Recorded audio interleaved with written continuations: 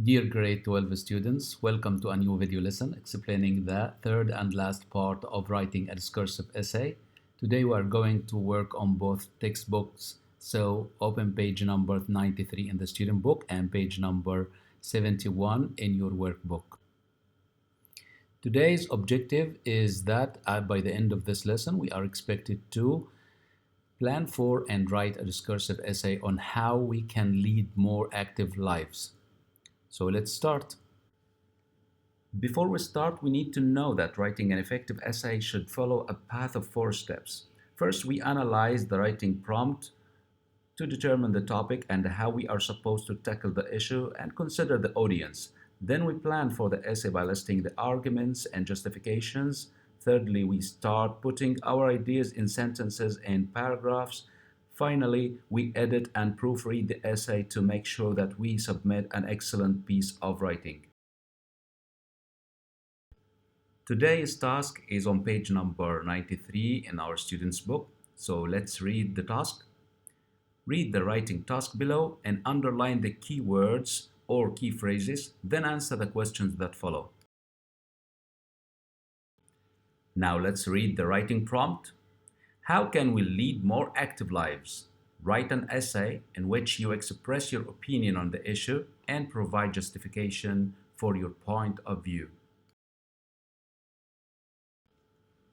In order to analyze this writing prompt, let's first answer the few questions that follow. The first question is, what is the topic of discussion? And of course, this topic of discussion is clear in the issue that is being presented here. How can we lead more active lives? So the answer for this question is that we're going to give ways to lead a more active life. The second question is, what have you been requested to do? Of course, the writing prompt clearly says what we are going to do. We are requested to write an essay in which we express our opinion on the issue and provide justifications for our point of view.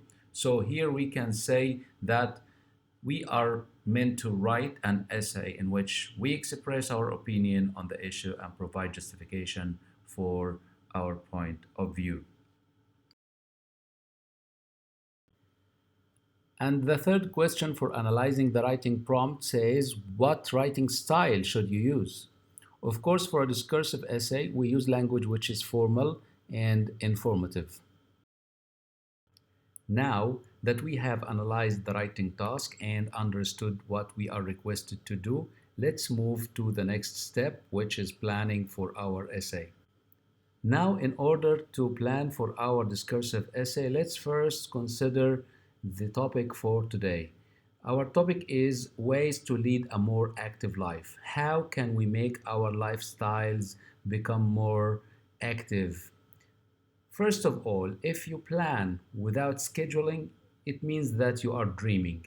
If you don't know what time are you going to go for workout, it means that your plan is going to be a failure. Secondly, we can consider trying new activities every now and then in order to find what becomes more interesting for us and that we are going to be more engaged and committed to do. The third argument would be to avoid more convenient options or try to take the hard track. For example, if you have two alternatives, if you can go to the masjid by car or you can walk, it's better that you walk. And now it's time to find justifications for our approaches or our arguments. We have 3 arguments here. The first of which is scheduling physical activities, then experimenting with activities, then avoiding more convenient options. The way to find justifications is by asking ourselves how and why. How can this help us become more active? Or why can this help? So when you put a schedule for your physical activities, that will make them more likely to get done because people always do activities which are on their daily routine. And next, we experiment with activities. Why do we try new activities and every now and then? Because when we try new activities, that will help us discover the activity that will engage our interest and keep us committed and never give up.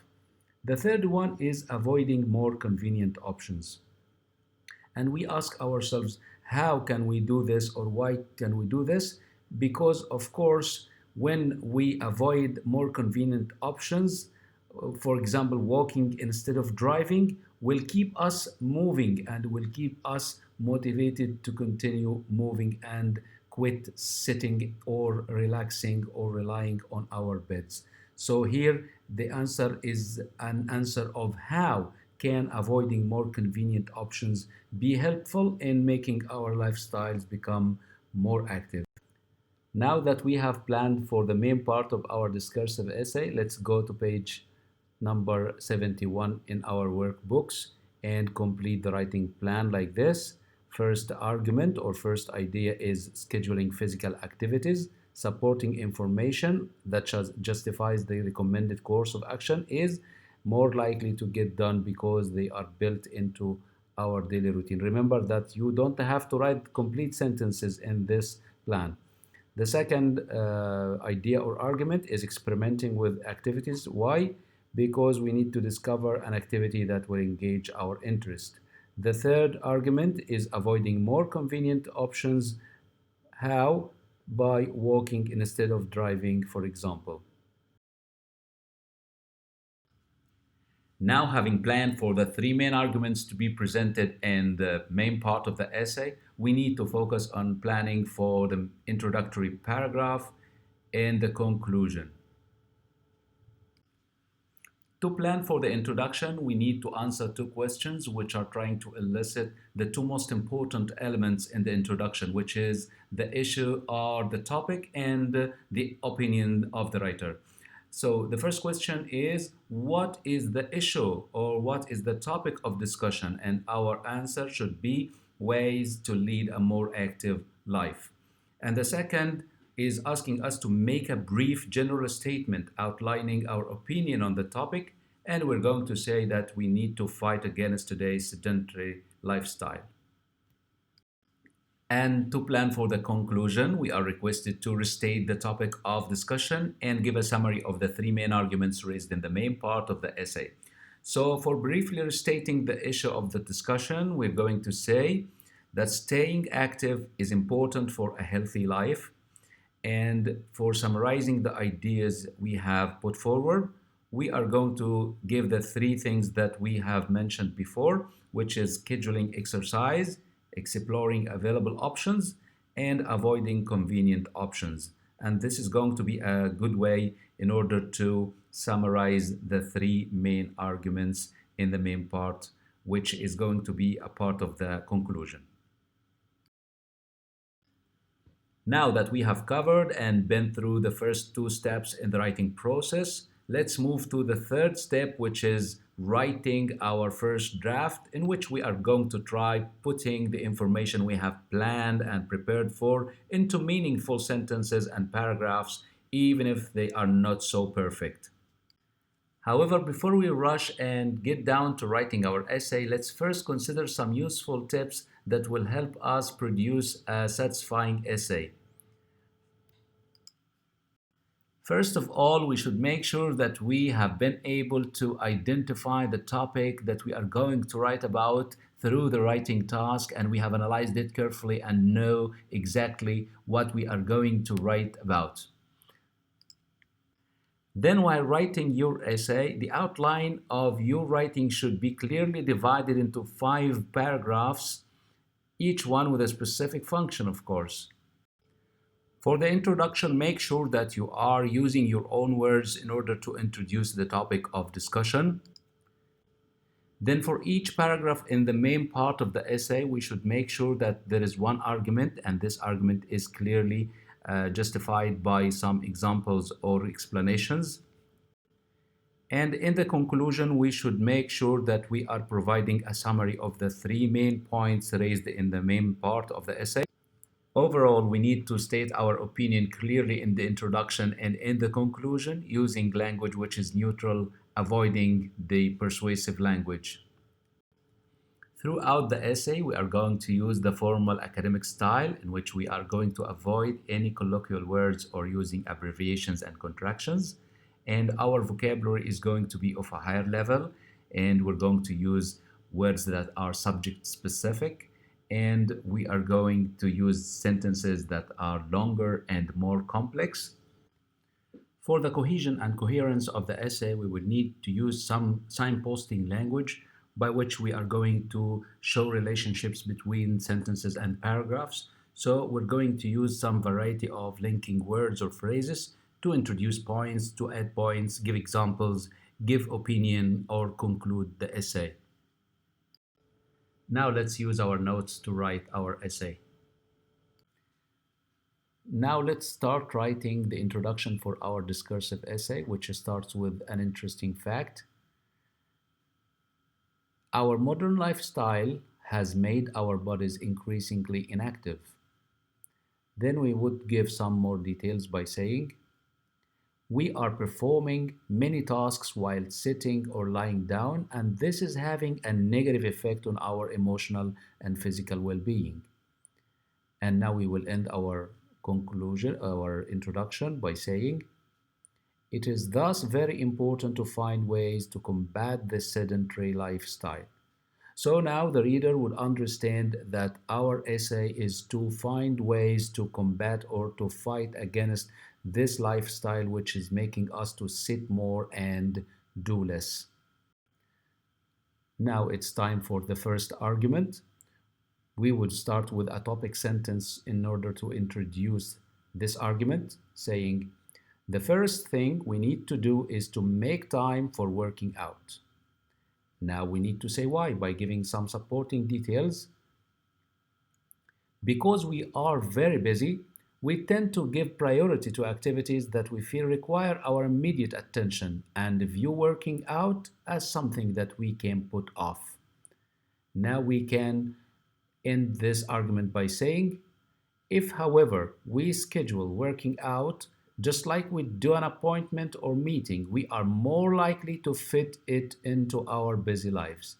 Now we have a complete paragraph which is giving us a clear argument for our opinion essay or our discursive essay, and then giving us some supporting details that justifies this argument. Now we will start introducing the second argument by this topic sentence. Experimenting with activities that can help keep us active is another important way to fight physical inactivity. So here we have another important way. What is the other important way? It is experimenting with activities that can help us to keep us active. Okay, how can we do this, or why should we do this? This what the second sentence is providing us with. We are more likely to maintain an activity if we are passionate about it, because we are going to keep up doing the same thing that we like. Then we will end like this. We must therefore explore available options to find activities that we find enjoyable and can commit to. So you can say that this sentence is a restatement of the topic statement or the topic sentence. It's giving the same meaning in different words. And now for the third argument, we would start with giving a topic sentence, introducing the main argument, which is talking about avoiding convenient options, saying that this is another effective way to cope with inactivity. To give some more details, we would say conveniences such as lifts, cars, and remote controls make our lives easier, but they are also making us lazier and lazier.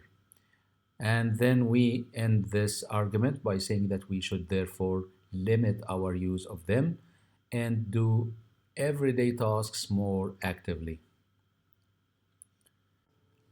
And now for the conclusion of our discursive essay, we will write 3 sentences starting like this. Staying active is one of the most important ingredients of a healthy life. Then we provide the writer's opinion by saying, I believe we need to change our sedentary lifestyles by moving more and setting less, and then summarizing the three main arguments raised in the main part by saying this can be done by making time for physical activity, exploring available options to discover which activities best suit our interests, and avoiding convenient options that make us lazy. Now that we have completed our essay, we need to review what we have written. So we will go to page number 73 in your workbook where you can find the checklist. Going through this checklist will help you understand to what extent you have met all the requirements of the assignment. In addition, it will help you and inspire you to make any necessary changes or modification to the essay you have completed and gives you confidence to submit your work. And on page number 73 in the workbook, you will find also the writing criteria, or what we call the rubric. In this rubric, you can see to what extent you are going to be evaluated in light of your writing. So make sure you read this carefully, especially on the top, which is giving you an outstanding score if you have done something like that. Thank you very much for watching this video, and make sure you find it on Microsoft Teams. Thanks and goodbye.